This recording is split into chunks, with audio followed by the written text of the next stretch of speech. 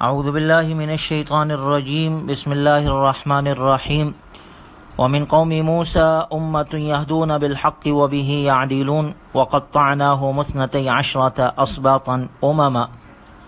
سورہ اعراف کا 20واں رکوع ہے۔ اللہ تبارک و تعالی کا ارشاد مبارک ہے، اور موسیٰ علیہ السلام کی قوم میں ایک گروہ ایسا بھی ہے جو حق کے مطابق لوگوں کو ہدایت کرتے ہیں اور اسی کے مطابق انصاف کرتے ہیں۔ اور ہم نے بنی اسرائیل کے 12 خاندانوں کو 12 جماعتوں میں تقسیم کر دیا۔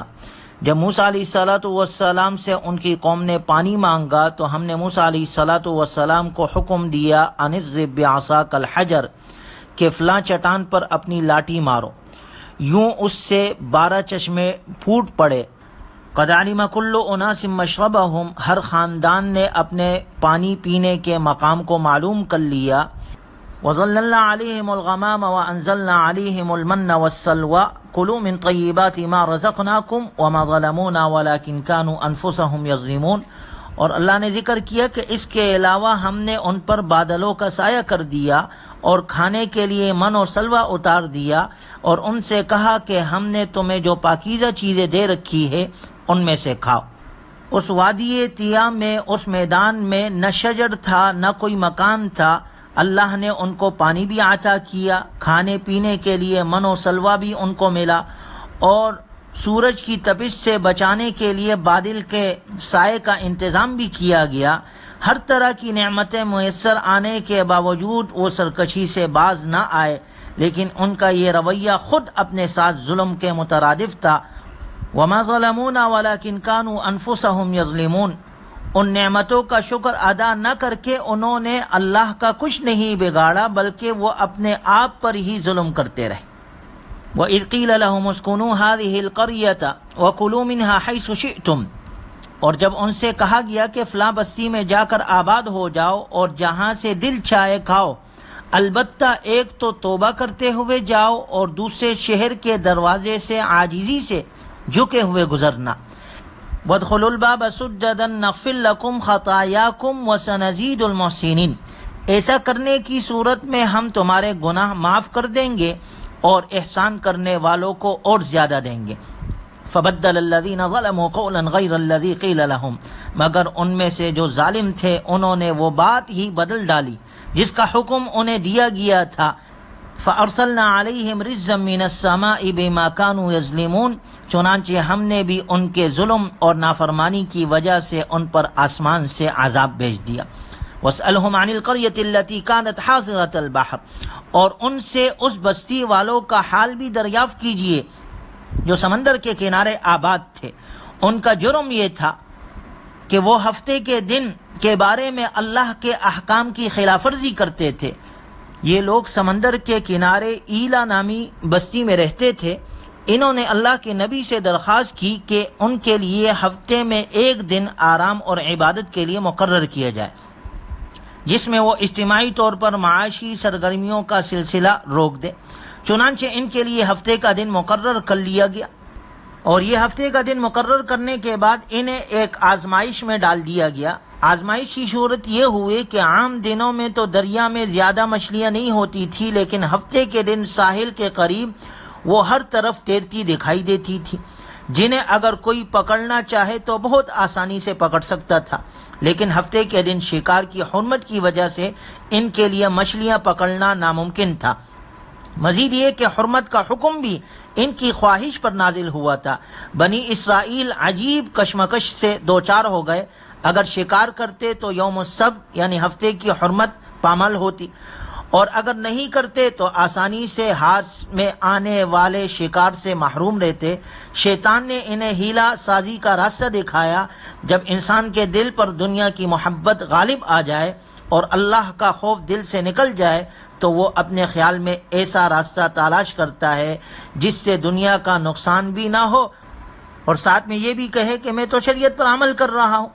چنانچہ بنی اسرائیل نے سمندر کے ارد گرد حوض بنا لیے۔ پانی چڑھتا تو مچھلیاں حوض میں آ گرتی۔ یہ لوگ کیا کرتے تھے، باندھ کر انہیں روک لیتے تھے اور اتوار کے دن آ کر پکڑ لیتے۔ دل کو تسلی دیتے کہ ہم نے ہفتے کے دن تو بہرحال مچھلیوں کو ہاتھ نہیں لگایا، اس طرح انہوں نے یہ نافرمانی شروع کی۔ اس کے بعد وہ 3 گروہ میں تقسیم ہو گئے۔ ایک گروہ تو وہ تھا جو عملی طور پر اس گناہ میں مبتلا تھا، دوسرا گروہ ان نیک انسانوں کا تھا جو انہیں اس نافرمانی سے باز آنے اور توبہ کرنے کی تلقین کرتا تھا، اور تیسرے گروہ میں وہ لوگ شامل تھے جو خود تو اس ہیلہ سازی سے بچے ہوئے تھے مگر سمجھانے والوں کی روک ٹوک کو بھی بے فائدہ سمجھتے تھے۔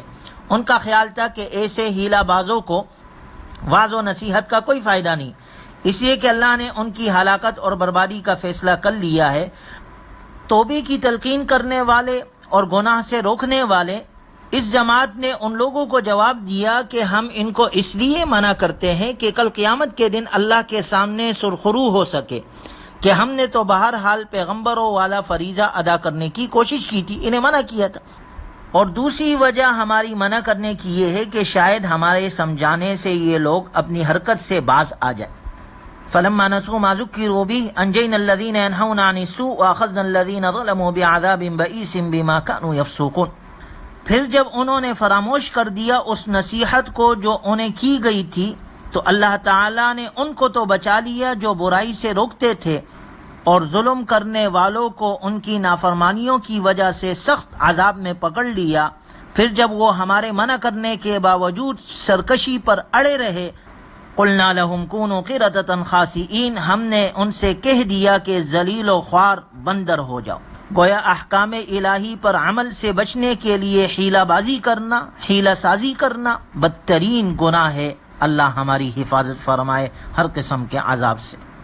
وَإِسْتَأَذَّنَ رَبُّكَ لَيَبْعَثَنَّ عَلَيْهِمْ إِلَى يَوْمِ الْقِيَامَةِ مَنْ يَسُومُهُمْ سُوءَ الْعَذَابِ، اور اس وقت کو یاد کیجئے جب تمہارے رب نے اعلان کر دیا تھا کہ یہود پر قیامت کے دن تک ایسے لوگوں کو مسلط کرتا رہوں گا جو انہیں بدترین سزا دیتے رہیں گے۔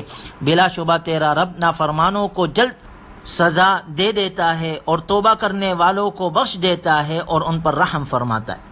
اور ہم نے انہیں زمین میں کئی فرقوں میں تقسیم کر دیا ہے، ان میں سے کچھ تو نیک ہے اور کچھ ان سے بالکل مختلف ہے۔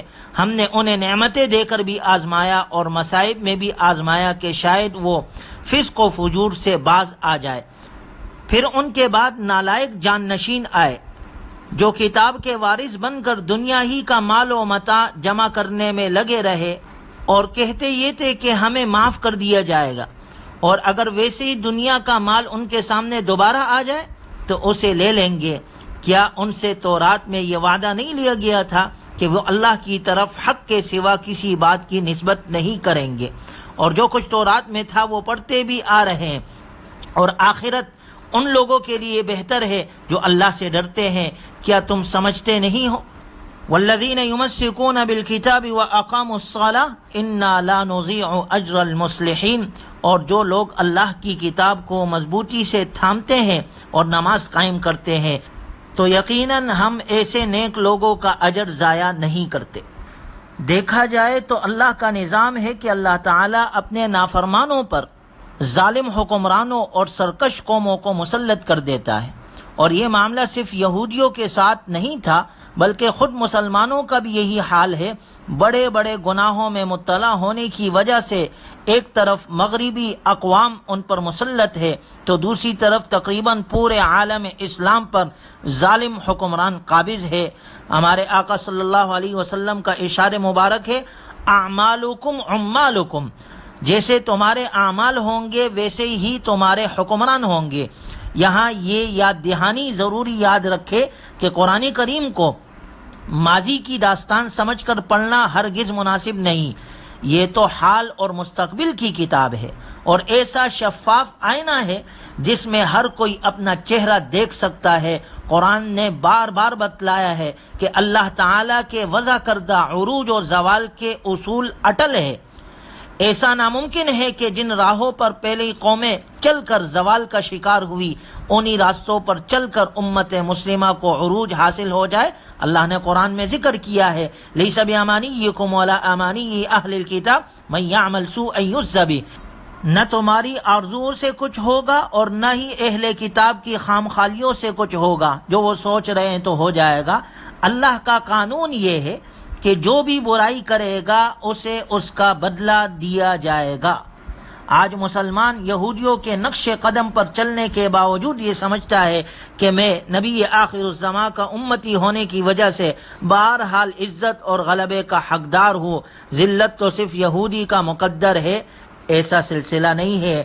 کامیابی تب ملے گی جب ہم قرآن پر عمل کرنے والے ہو، رسول اللہ صلی اللہ علیہ وسلم کے تعلیمات کو اپنانے والے ہو اور طریقہ بھی ہمارا نبی والا ہو، تب کامیابی ہمارے قدم چومے گی۔ زندگی کے ہر شعبے میں اللہ کی کتاب سے رہنمائی، نبی صلی اللہ علیہ وسلم کی تعلیمات پر عمل، اسے مضبوطی سے تھامنے اور عبادت کے اہتمام میں دنیا اور آخرت کی کامیابی ہے۔ اللہ تبارک و تعالی ہمیں قرآنی تعلیمات پر عمل اور اپنے نبی سے سچی محبت اور عقیدت اور نبی صلی اللہ علیہ وسلم کے تعلیمات کے مطابق اپنی بقیہ زندگی گزارنے کی توفیق عطا فرمائے۔ وآخر دعوانا ان الحمد للہ رب العالمین۔